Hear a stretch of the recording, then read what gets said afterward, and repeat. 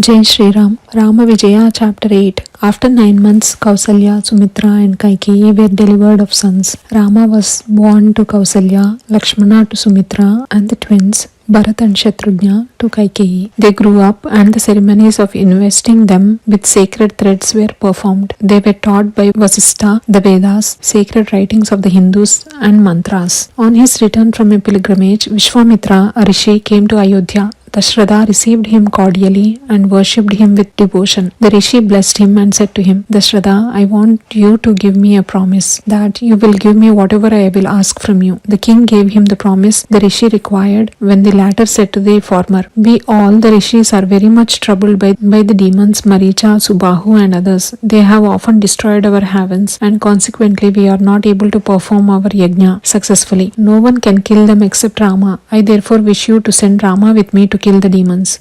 Dashratha was startled and replied, Rishi, how can I send my tender child with you? How can he kill the mountain like demons? You may ask me for any other thing but not Rama. Vishwamitra became very indignant and said, You ought to have considered well before you gave me the promise. At any rate, I must now take Rama with me. In the meantime, Vasistha came there and advised the king to send Rama with the rishi, saying that if he did not listen to him, he would curse him and his sons as he was obstinate and of a choleric disposition. Dashratha then brought Rama and Lakshmana before his sabha and gave them in charge of the rishi. Vishwamitra then, accompanied by 2 young boys, set out for the forest where the rishis were performing their yajna, but on the road they were encountered by Tatika, a hideous and frightful demoness.